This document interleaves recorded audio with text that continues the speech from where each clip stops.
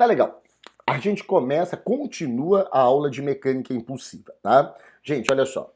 A gente vai trabalhar hoje sistema isolado dentro da mecânica impulsiva. Esse conteúdo cai demais na federal. Você vai ver que eu vou fazer vários exemplos, vários exercícios. Por quê? O concorrente que você tem, a maior dificuldade dele é saber como começar essa questão. E é isso que a gente vai aproveitar. Eu quero te dar, cara, as palavras-chave que você tem que ler para... essa questão de sistema isolado. É assim que vai começar.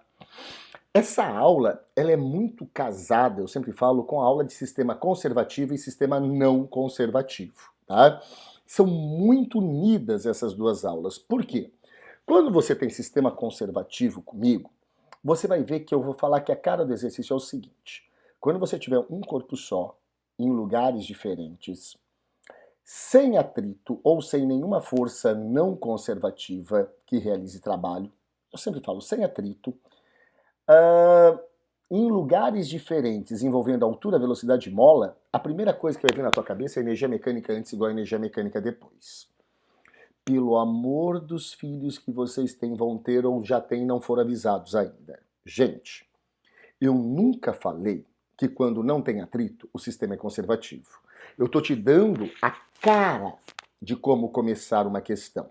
Se não tem atrito, mesmo o corpo em lugares diferentes envolvendo altura, velocidade e mola, a grande probabilidade é que seja um exercício que você irá resolver por energia mecânica antes igual a energia mecânica depois.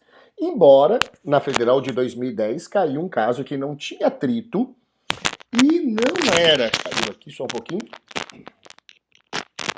Que não tinha atrito e não era um sistema conservativo, que é o que a gente vai resolver hoje, que é uma questão que muita gente está com dificuldade. Yasmin pediu para eu fazer a abordagem dessa questão que eu vou fazer. Então, olha só, gente, é muito importante você entender a cara do exercício. E pelo amor de Deus, ó, eu não estou falando que sempre vai ser assim, mas eu estou fazendo a questão. Poxa, eu vejo que é um corpo só, em lugares diferentes, envolvendo altura, velocidade e mola, e não tem atrito, eu vou tentar energia mecânica antes igual a energia mecânica depois. Mas se cair no meu vestibular, um sistema conservativo é aquele que não tem atrito, é falso. Eu vou falar o que é um sistema conservativo para vocês, e nessa aula e na aula de sistema conservativo, hoje mesmo eu já vou comentar, tá? Porque em aulas anteriores eu falei sobre forças conservativas e tem gente que não colocou no mapa mental e se estourou tudo na questão que eu passei nessa semana para vocês. Então, olha só. Professor, o que tem a ver energia mecânica antes com energia mecânica depois com a aula de sistema isolado? O sistema isolado também tem uma cara. Quando eu falei conservação de energia, eu falei em um corpo só. Mas se você tiver dois corpos interagindo, como assim? Um empurrando o outro, um agarrando o outro, ou um corpo só se transformando em mais do que um, por exemplo, uma granada explodindo, a primeira coisa que vem na tua cabeça é quantidade de movimento antes igual a quantidade de movimento depois do sistema. Vou melhorar isso, tá? Mas é a primeira coisa que vai vir na tua cabeça. É sempre a saída? Não. Mas se eu tiver interação entre dois corpos, ou eu tiver um fenômeno fazendo um corpo se transformar em mais do que um, como uma explosão, ou como tiver um fenômeno como um tiro, a primeira coisa que vem na minha cabeça é a quantidade de movimento antes igual a quantidade de movimento depois. A UEPG, em 2019, colocou uma questão que eu me perdi porque ele falava que era um cara caminhando sobre uma balsa. Ele não tinha dado a massa da balsa, não tinha dado nada, e parecia dois corpos interagindo, né? Porque quando você caminha sobre a balsa, você faz uma força sobre a balsa e a balsa faz uma força sobre você, em sentidos contrários. Então vai gerar ali um fenômeno de movimento. Mas não tinha nada a ver, tanto que ela anulou várias... Anulou não, ela mudou gabaritos de vários itens ali, colocando falso, como se não tinha como calcular, então era falso. Mas um sistema isolado, por definição, é aquele que a quantidade de movimento se conserva, tá? Então, se conserva perante o quê, professor? Perante um fenômeno, eu já vou falar quem é esse fenômeno. Mas olha, quando eu falo quantidade de movimento de um sistema se conserva, o aluno fica meio perdido nessa história, o que é um sistema? Então imagina que teu pai, tua mãe, a pessoa que te ama, a pessoa que te acolhe, olhe para você e fala assim, filha, se tu passares esse ano, o pai vai te dar um carro. E ele é uma pessoa de palavra, e você vai passar, e você passou, e ele te deu um carro zerinho, um Fusca zerinho, coisa mais linda aquele Fusca. E você fica todo empolgado e vai dar um rolê com o Fusca e chama mais 4 amigos, né? Ficam 2 no banco da frente, você e mais um, e 3 no banco de trás. E você vai passear, né? Porque Fusca é feito para compartilhar com amigos. E daí você andando com o Fusca, qual é o primeiro lugar que você vai? O ponto de ônibus onde você pegava o catapobre, né? É por lá, é batata, você passar lá e passando na frente, de repente dá uma vontade louca, você abre a janela do Fusca, coloca a cabeçona lá pra fora e ofende as pessoas lá fora. Ai, seus mané! E daí chama, bando de pó, vai pegar ônibus! E pá, deu 100 metros que você fez esse ato berrante, passando pelo ponto e gritando, dá 100 metros, o Fusca quebra. Você sabe que o negócio está ficando feio, porque você já vê o pessoal se agitando no ponto de ônibus, fazendo uma grande gangue para quebrar você e o Fusca. O desespero toma conta de você. O sistema é o Fusca. E então vocês resolvem empurrar o Fusca, mas está chovendo. Lá fora está chovendo. Está chovendo e vocês resolvem empurrar o Fusca pelo lado de dentro. Sim! Vocês não vão sair do Fusca, resolvem empurrar o Fusca, o seu sistema, pelo lado de dentro. Ou seja, vocês estão dentro do Fusca. Vocês são forças internas ou externas? Internas. Daí você vai empurrar o Fusca. Os dois da frente colocam a mão no painel, os três de trás no banco da frente. Começam a empurrar. Essa maneira lusitana vai tirar o Fusca do lugar? Claro que não. Forças internas mudaram a quantidade de movimento do Fusca? De novo, forças internas mudaram a quantidade de movimento do sistema? Não, né? Porque a partir da hora que você fez a força no Fusca, o Fusca fez uma força em você, vocês são como se fosse um corpo só, tá? E então aquelas forças irão se anular. Então forças internas não mudam a quantidade de movimento do sistema, que é o Fusca. E para um sistema ser isolado, a quantidade de movimento tem que se conservar. Depois de um fenômeno, que é o fenômeno? É o empurrão. Então, sim, uma das condições para o sistema ser isolado é que o somatório das forças internas tem que ser igual a zero. Porque um sistema isolado, a quantidade de movimento do sistema não muda. Daí vocês, depois de meia hora, têm a brilhante ideia de sair do Fusca e empurrar o Fusca pelo lado de fora. Quando vocês empurram o Fusca pelo lado de fora, ele vai sair do lugar? Sim, porque agora vocês são forças internas ou externas? Externas. Olha a linha de raciocínio.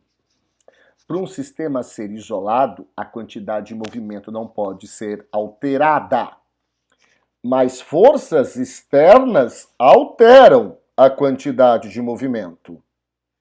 Então, para que seja um sistema isolado, não pode existir forças externas, pois elas alteram a quantidade de movimento do sistema. Então, para ser um sistema isolado, além do somatório das forças internas ter que ser igual a zero, o somatório das forças externas também tem que ser igual a zero. Por isso que volta e meia eles colocam uma situação de astronautas no espaço, que eles falam que estão livres de forças internas. Lembrem, eu não falei que não tem que existir forças externas, desculpa, eu não falei que não tem que existir forças externas. Pode ser que não exista, mas o somatório de forças externas tem que ser igual a zero. E eu vou deixar bem claro quem são essas forças externas para vocês.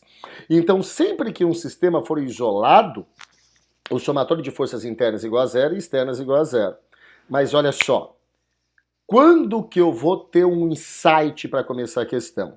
Sempre que eu tiver dois corpos interagindo ou um corpo se transformando em mais do que um, a primeira coisa que vem na minha cabeça é a quantidade de movimento antes igual a quantidade de movimento depois. Do sistema, eu vou melhorar isso. Mas antes e depois de quem, professor? De um fenômeno. E quem pode ser o fenômeno? Uma colisão pode ser o fenômeno.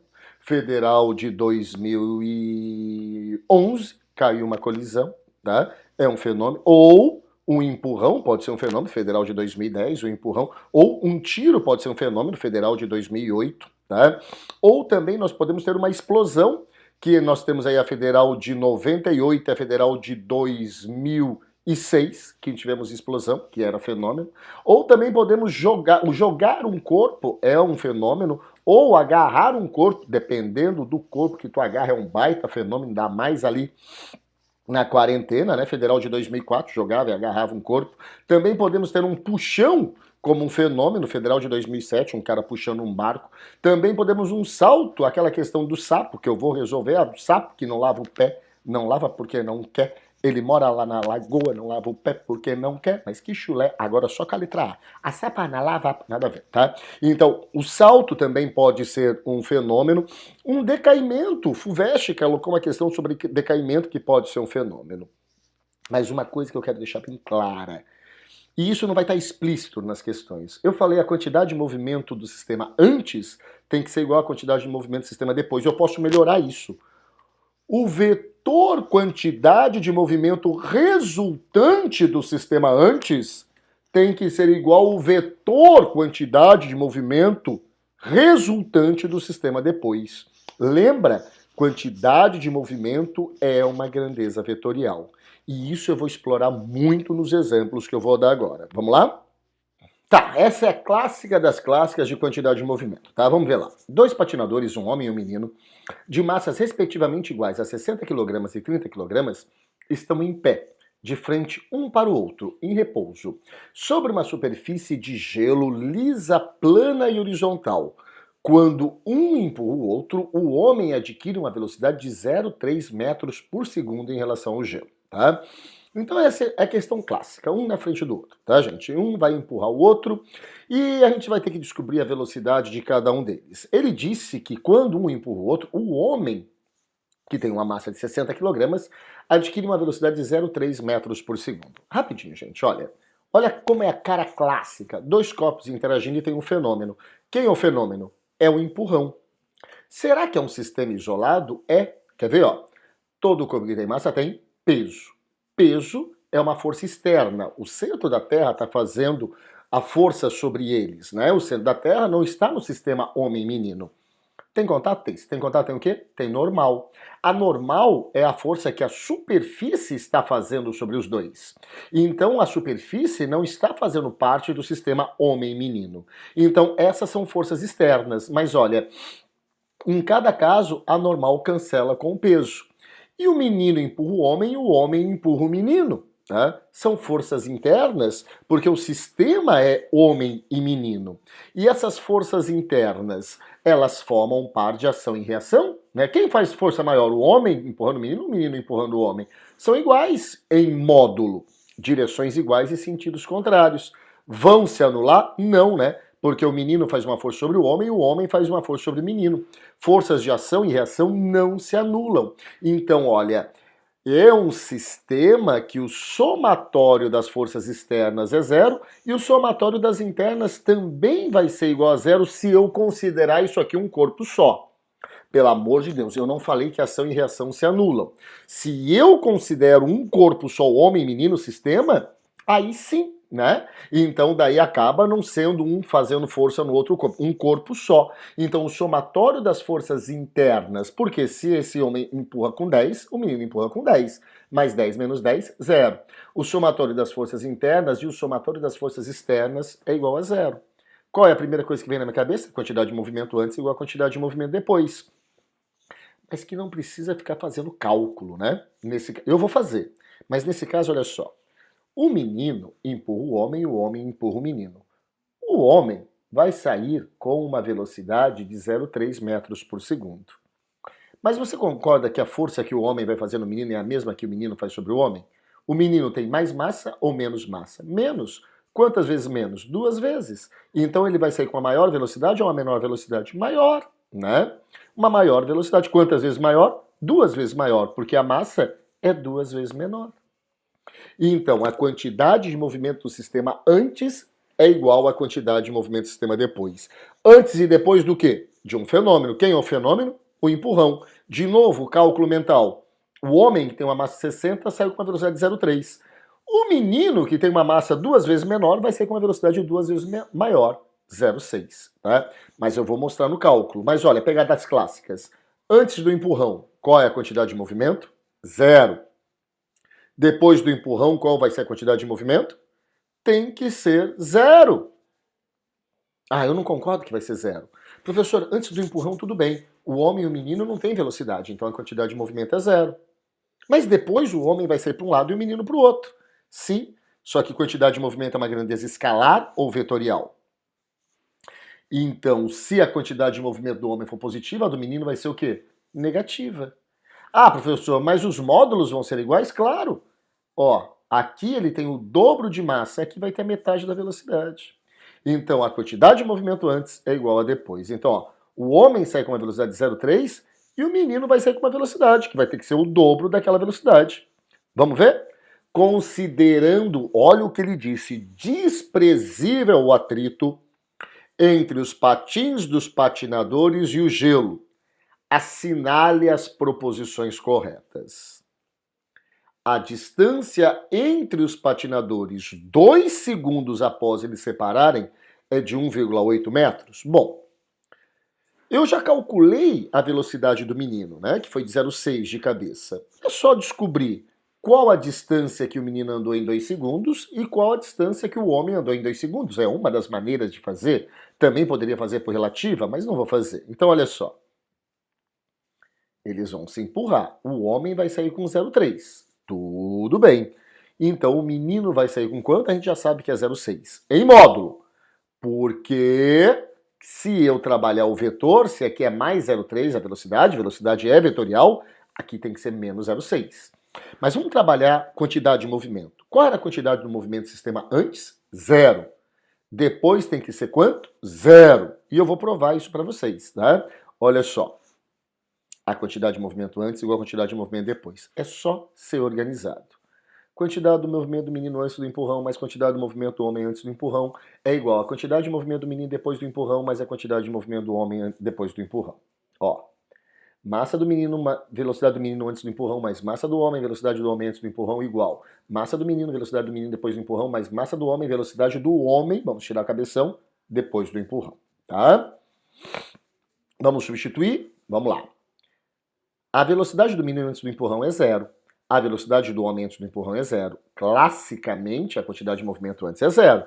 Então, depois também tem que ser 0. Eu vou provar isso. Ó, vamos substituir. Massa do menino, velocidade do menino depois, mais massa do homem, velocidade do homem depois. A massa do menino é 30. A velocidade do menino depois eu não sei. A massa do homem é 60. A velocidade do homem depois 0,3. Coloquei mais 0,3. Então eu estou dizendo que para a direita o vetor velocidade é positivo. Vamos isolar isso, ó. A velocidade do menino depois do empurrão deu menos 0,6 metros por segundo. E olha, qual era a quantidade de movimento antes? 0.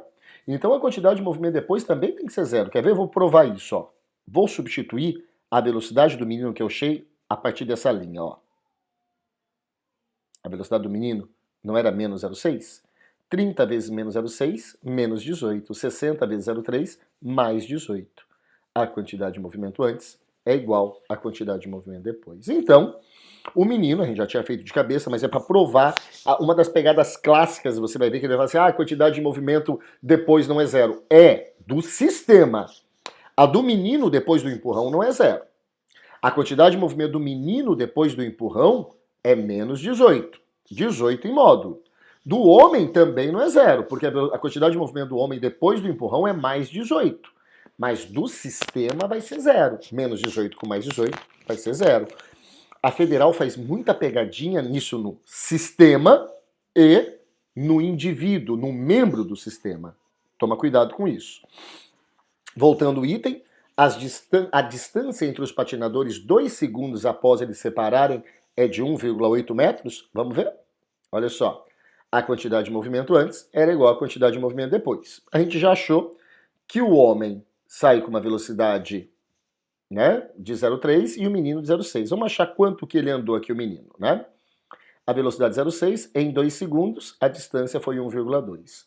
A do homem, a distância foi 0,6. Terei uma distância total de 1,8. Então o item é verdadeiro. O João que pediu como resolve o item 1, tá resolvido aí, tá? Beleza? Olha só. Item 2, começa as teorias. Que eu senti que o pessoal tem muita fragilidade nessa parte teórica. Principalmente quando a gente fala de energia, é muito cálculo, mas daí o menino esquece a teoria. Olha só. A energia mecânica do sistema do sistema homem-menino se conserva? Gente, vamos direto no item. A energia mecânica se conserva. O que a palavra conserva vos lembra? Pepino, professor. Pepino ou codorna. Tá. Conservar quer dizer se manter. A energia mecânica do sistema se mantém? Antes de provar por cálculo, olha só. Antes do empurrão, tem velocidade? Não. Então a energia cinética é igual a zero. Antes do empurrão, tem alguma mola entre eles? Não. Então a energia potencial elástica é zero. Antes do empurrão, se eu considerar o chão como referência, tem energia potencial? Não. Gravitacional? Não. Então a energia potencial gravitacional é igual a zero. Então eu tenho que a energia mecânica antes do empurrão é igual a zero. A energia mecânica antes do empurrão é igual a zero. Depois do empurrão, o menino vai ter velocidade? Vai. O homem vai ter velocidade? Vai. Então vai ter energia cinética depois? Não, né, professor? Porque um vai ser positivo, o outro vai ser negativo. E tu te estrangulo. Energia escalar. E não tem como errar, porque se você colocasse na fórmula da energia cinética mv² sobre 2 o sinal da velocidade, o quadrado ia deixar positivo.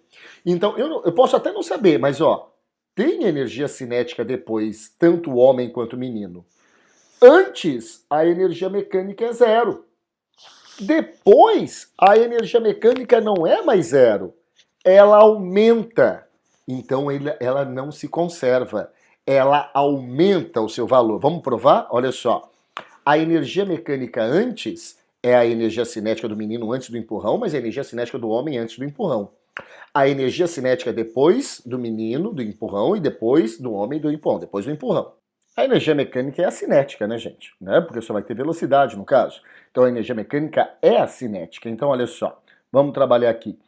Antes, eu vou ter a velocidade já do menino e do homem, que é zero.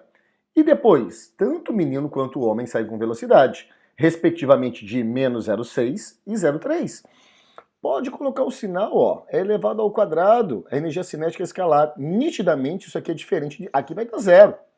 E aqui, você soma, vai dar 8,1. A energia mecânica antes não é igual a depois. Aumentou a energia mecânica e a pergunta é, por quê? O item aqui é falso, mas por que houve esse aumento da energia mecânica? Porque estão atuando forças não conservativas que realizam trabalho. Qual a definição de um sistema conservativo? Eu sempre brinco, ó, mesmo corpo em lugares diferentes, sem atrito, envolvendo altura, velocidade e mola, a primeira coisa que vem na minha cabeça é energia mecânica antes igual a depois. Só que agora, qual é a maneira clássica? Isso não é sempre certo. Por exemplo, esse não tinha atrito e não era um sistema conservativo, que por sinal foi o único caso que caiu até hoje na federal assim. Mas qual é a definição clássica? Um sistema é conservativo quando só atuam forças conservativas sobre eles. Quem eram as forças conservativas? Força gravitacional, força elástica e força elétrica. Ou forças não conservativas cujo trabalho seja igual a zero. Nesse caso, está havendo uma força muscular. A força muscular não é uma força conservativa. Ela faz um incremento na energia mecânica do sistema. Através da energia lá do ATP, PQP, sei lá o que você estuda em biologia, ele se transforma em energia cinética. Então, olha, a força muscular, ela não é gravitacional, ela não é elástica. A força gravitacional é uma força não conservativa. Tanto é que aumentou a energia mecânica do sistema. Então, como eu tenho que me importar? Primeiro, é um sistema conservativo? Eu tenho que lembrar a definição de um sistema conservativo. Tá, um sistema conservativo é só aquele que atuam forças conservativas ou forças não conservativas cujo trabalho é igual a zero. Forças conservativas, força elétrica, força elástica e força gravitacional. Peso, por exemplo. A força muscular não é nenhuma delas. Poxa, então a força muscular é uma força não conservativa. E está realizando trabalho, eles estão tendo deslocamento. Então, e esse deslocamento não forma um ângulo de 0 nem 180 com a força. Então, era só você ver, poxa, Para ser um sistema conservativo, a energia mecânica tem que conservar. A energia mecânica antes é zero, depois é diferente de zero. Então não conservou. Nesse caso, aumentou. É que eles colocaram essa questão porque a maioria dos alunos tem o costume da energia ser dissipada e não incrementada. Mas não é um sistema conservativo. E o próximo item, olha só, as forças que o homem e o menino fazem um sobre o outro são conservativas? Não, não são. Já respondi isso explicando o item anterior. A força externa resultante sobre o sistema homem-menino é nulo? É um sistema isolado. Então, somatório de forças internas e a força externa resultante, ou somatório de forças externas, é igual a zero. Como a massa do homem é maior que a do menino, a quantidade de movimento do sistema tem o mesmo sentido que a quantidade de movimento do homem? Não! A quantidade de movimento do sistema é zero antes e zero depois. A do homem é zero antes e diferente de zero depois. É falso. As forças internas que atuam no sistema homem-menino não alteram a quantidade de movimento total do sistema? Lembra? Forças internas não alteram a quantidade de movimento. Lembra lá do Fusquinha, os caras lá dentro? Eles eram forças internas. Então é verdadeiro. Então, foi considerada de nível difícil, mas era só ter uma base teórica forte. Espero que vocês tenham entendido, né? Vamos continuar trabalhando, beleza? Essa foi outra questão que o pessoal me perguntou bastante. Na verdade, essa questão ela está mal formulada. Eu vou fazer um comentário dentro para vocês verem. UFSC 2009.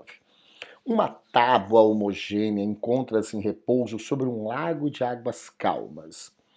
Dois sapos que estão parados nas extremidades dessa tábua, como é mostrado na figura. A massa do sapo da esquerda, sapo 1, é maior que a massa do sapo da direita, sapo 2. Ainda bem que ele falou, né? Pela figura a gente não ia desconfiar disso, né? Ah, professor, mas os sapos podem ter densidades diferentes. Eu nem vou comentar isso. Em determinado momento, os sapos pulam maninha e trocam de posição. Suponha que o atrito da tábua com a água seja desprezível. Um comentário. Ele devia falar trocam de posições entre si. E ele falou só trocam de posições. Porque trocar de posição, esse sapo podia aqui vir um pouquinho para o lado e esse sapo para o outro lado. Daí já não ia dar muita certa questão. Mas eu lembro que eu e o Igor entramos com reclamação sobre isso, através de um aluno, né?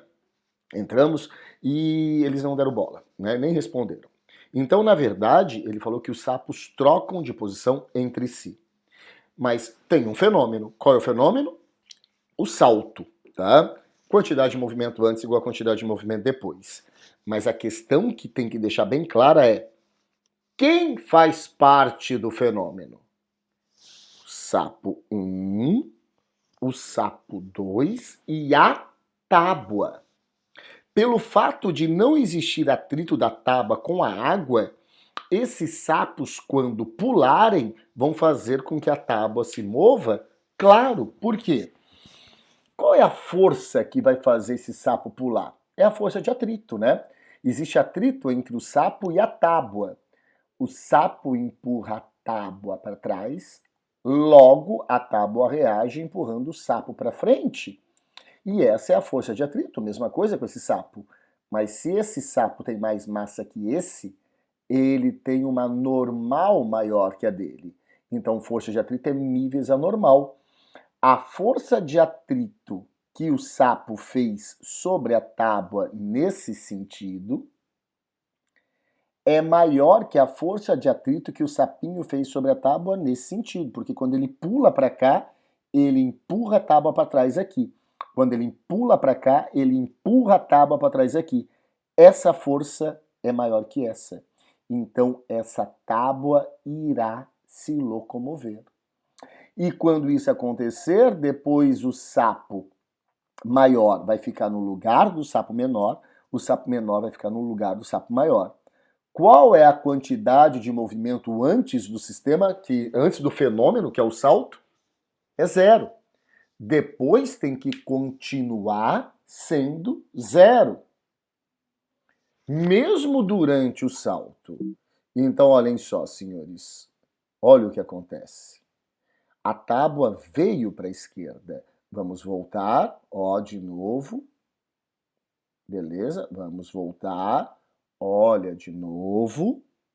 Então, como esse sapo faz mais força para cá, a tábua vem para cá. Então, esse sapo tem quantidade de movimento para a direita. Esse sapo tem quantidade de movimento para a esquerda.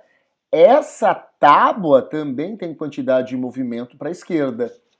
Qual é a quantidade de movimento do sistema antes do salto? É zero. Depois, a quantidade de movimento do sistema tem que ser zero. Ou seja, se eu somar vetorialmente a quantidade de movimento desse sapo, mais desse sapinho e da tábua, tem que ser igual a zero. Então, se você disser que a quantidade de movimento do sapo grande é positivo, a do sapinho é negativa e da tábua também vai ser negativa. Ele faz várias perguntas. Vamos ver as perguntas uma a uma. A quantidade do movimento do sistema constituído pelos dois sapos e a tábua se conserva? Sim, é um sistema isolado, dá para ver pelo fenômeno, mas também dá para ver que nós temos aqui forças externas se anulando. Sim, é um sistema isolado. Então a quantidade de movimento se conserva.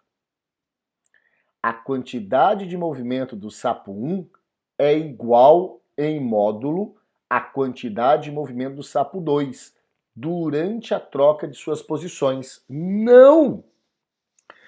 Ele deveria falar que a quantidade do movimento do sapo 1 em módulo é igual à quantidade de movimento do sapo 2 em módulo mais a quantidade de movimento da tábua em módulo. Porque, olha, se aqui tivesse dado 10, esse aqui teria que ser, por exemplo, 8 e esse 2.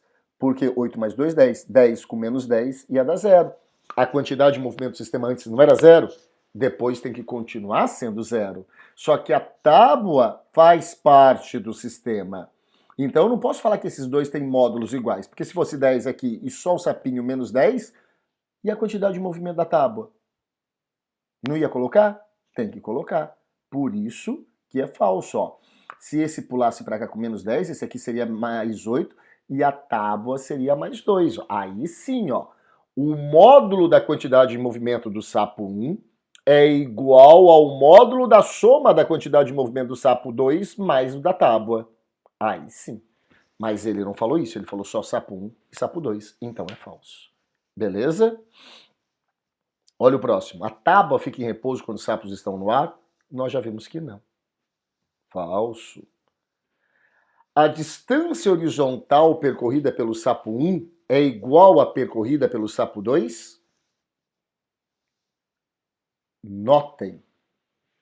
O sapo 1 vai para o lugar do sapo 2. E o sapo 2 vai para o lugar do sapo 1. Só que essa tábua, ela vem nesse sentido. A posição do sapo 2 está se aproximando da posição do sapo 1, enquanto a posição do sapo 1, que vai ser o destino desse sapo, está se afastando dele. Olha lá, ó. Olha a distância percorrida pelo sapo 1, olha a distância percorrida pelo sapo 2. É falso. A questão ficou bem ilustrada com o PowerPoint, né? Eu acho que deu para dar uma ideia legal para vocês. Olha o último item, ele diz assim: após os sapos terem trocado de posição, a tábua ficará em repouso? No final, a finaleira. Qual era a quantidade de movimento antes? 0. Então depois tem que continuar sendo igual a 0. Sim, olha só. É verdadeiro. A questão foi considerada difícil. Eu achei mal formulada, mas mesmo assim ela era bem difícil. Valeu? Essa foi uma das questões que vocês mais me pediram.